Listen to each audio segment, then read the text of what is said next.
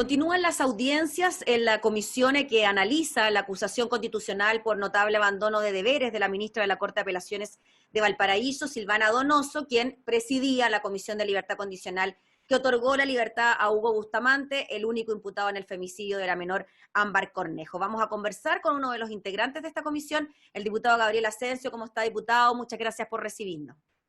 Muchas gracias a ti, Gabriela.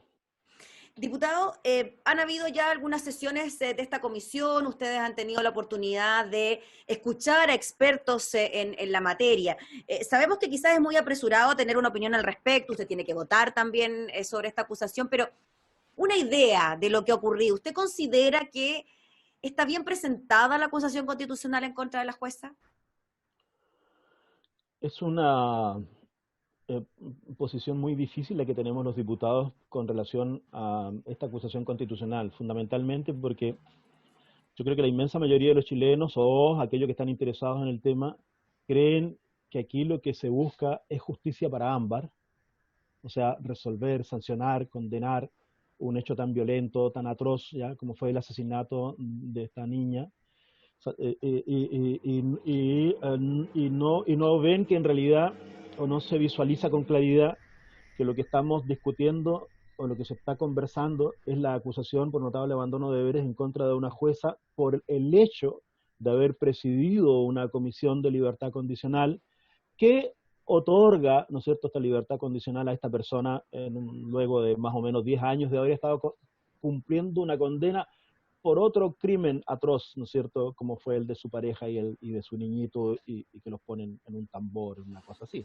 Entonces, en este tema es muy difícil porque lo que nosotros estamos haciendo no tiene que ver necesariamente con justicia para Ámbar. La justicia la tiene que otorgar, ¿no es cierto?, el tribunal que corresponda. Imagino, ¿no es cierto?, que está actuando allí la fiscalía, están actuando la policía, los órganos investigadores que están actuando, ¿no es cierto?, para conseguir algo que todo el mundo espera, que este señor, ¿no es cierto?, sea condenado a las máximas penas que tu justicia, tu ordenamiento penal, ¿no es cierto?, le entregue.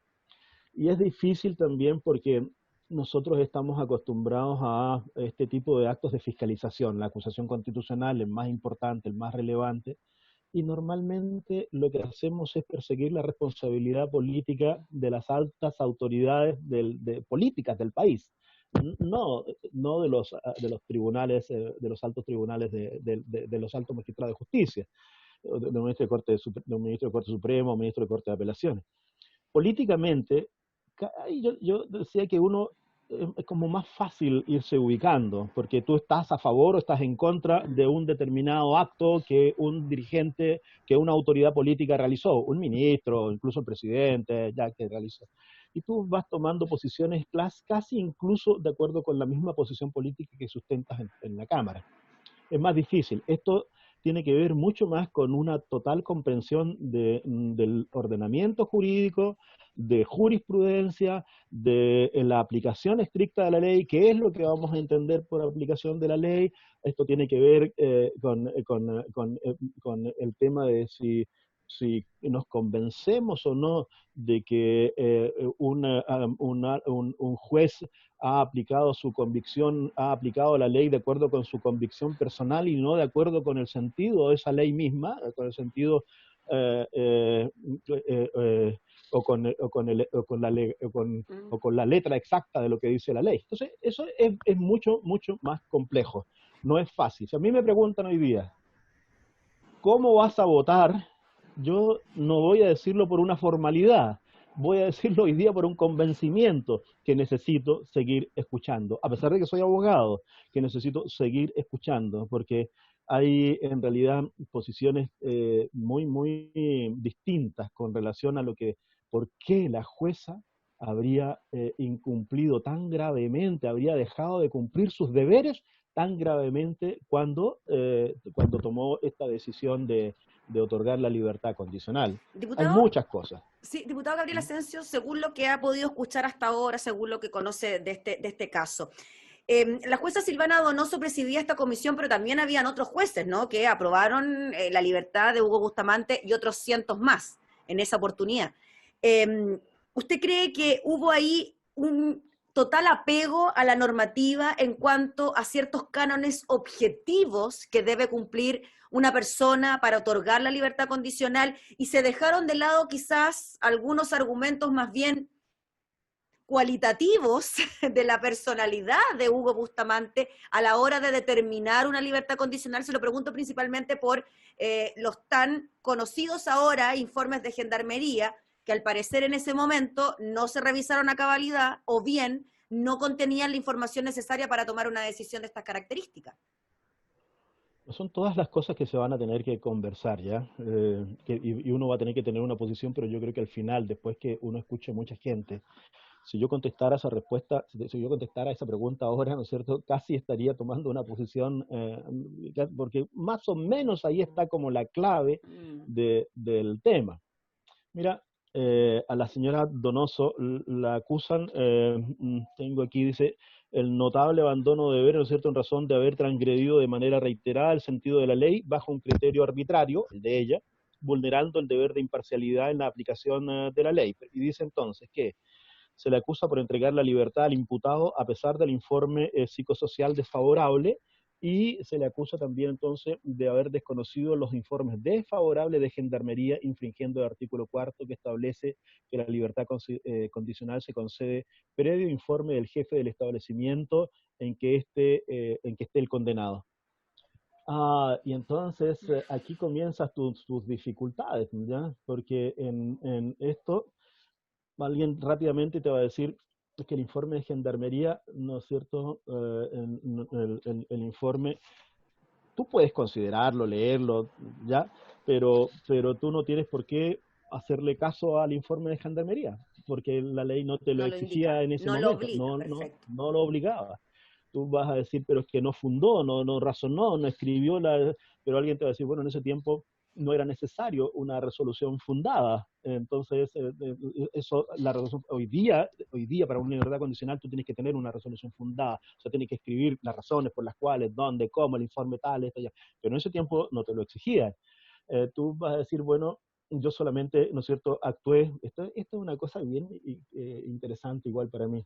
Yo actué, ¿no es cierto?, no como jueza, como magistrada, no, yo estaba en una función administrativa, yo era solamente, ¿no es cierto?, la presidenta de un grupo de personas que, claro, todos tenían la calidad de jueces, como podían ser abogados, hombres o mujeres, ¿no es cierto?, que estaban allí y que tomaron una decisión administrativa, no jurisdiccional.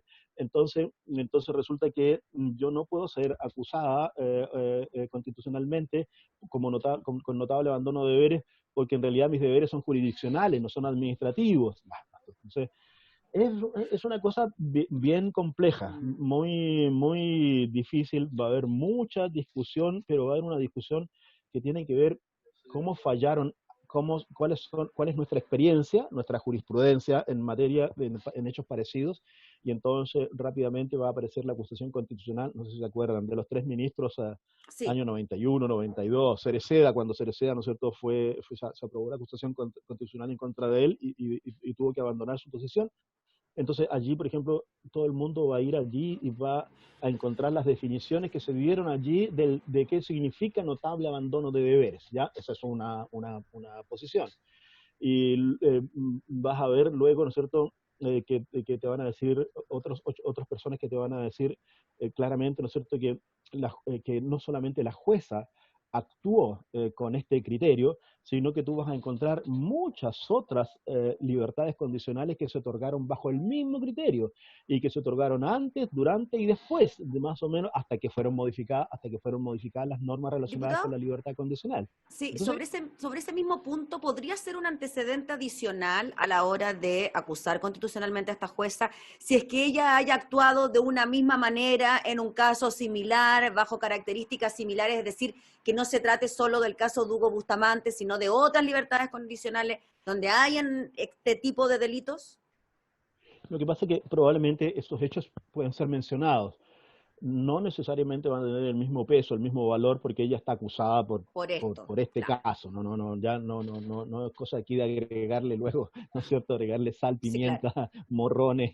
No, aquí está acusada por eso, pero naturalmente que va a haber una valoración igual de esa situación, pero no solamente los de ella.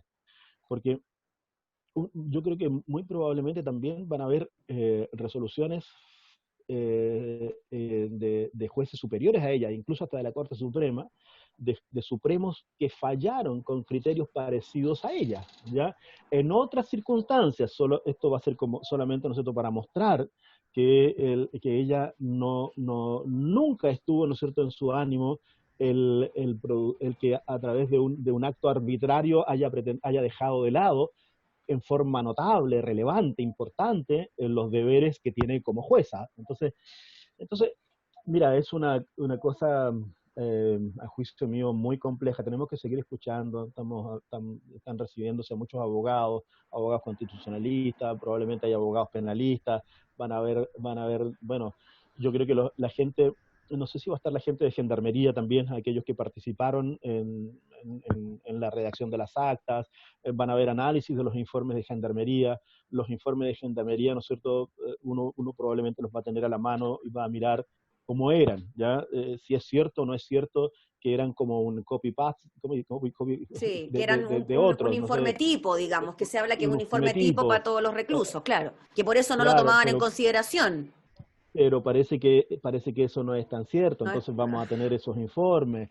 Entonces yo creo que es una acusación difícil, compleja, donde esta comisión va a tener una opinión, pero probablemente lo más relevante va a ser las posiciones que van a tomar los diputados luego en la sala, ya en la sala. Muy importante reiterar la idea de que nosotros no estamos haciendo justicia en el caso del asesinato, que nosotros no somos un tribunal para sancionar, ¿no es cierto?, al responsable, para condenar a alguien, para que alguien, ¿no es cierto?, pague por esto, como mucha gente, ¿no es cierto?, dice, alguien tiene que pagar. No se trata de eso, ya no es imposible que uno pueda analizar los hechos de esa manera. Aquí ahora se trata de ver si constitucionalmente, de acuerdo con lo que dice la Constitución, la jueza Donoso en realidad es susceptible o no de ser sancionada de la forma tan fuerte como se sanciona a quien se le aprueba una acusación constitucional. Nosotros Diputado, hacemos el informe y ahí vamos a ver después.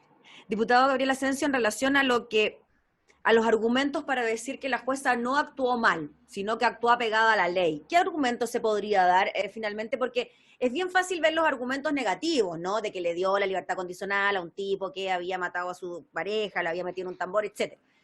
Eh, pero desde el punto de vista de la argumentación positiva, por decirlo de algún modo, ¿qué podríamos decir de que ella actuó apegada a una norma administrativa y que revisó ciertos requisitos objetivos en cuanto a la conducta de este hombre y que se le da la libertad? ¿O que porque solamente había cumplido más de la mitad de la pena? ¿Cómo lo ve usted? A mí me da la impresión de que desde el punto estrictamente formal, uno podría sostener de que cumplió todas las formalidades que se le exigía, ¿ya? O sea, no era vinculante el informe de Gendarmería, no era vinculante, no sé si lo leyó o no lo leyó, ya podría decir que lo leyó, que no le tomó, ¿no es cierto?, no le hizo mayor fuerza, que no era vinculante. Uh, Hay una discusión acerca de si esta libertad condicional es un derecho o es un beneficio. Ella podrá decir, mira, yo siempre consideré que era un derecho, y hay otros jueces de la República, creo que incluso un Supremo, que estima, ¿no es cierto?, de que la libertad condicional es un derecho. Nosotros ya lo definimos como un beneficio, y el beneficio entonces tiene que ver con el sentido de que él va a poder acceder a ese beneficio si se cumplen una cantidad muy estricta ahora de condiciones para que eso se pueda dar. Pero si es un derecho, entonces tu obligación es otorgárselo nomás, porque si la ley lo establece, ¿no es cierto? Si ya tiene tantos años, cumplió 10 años de una condena de 20 y tanto, a los 10 puede pedir la libertad. Luego de eso, ¿no es cierto? Bueno, mostró pasividad, mostró por lo tanto buena conducta, siempre tuvo una buena actitud.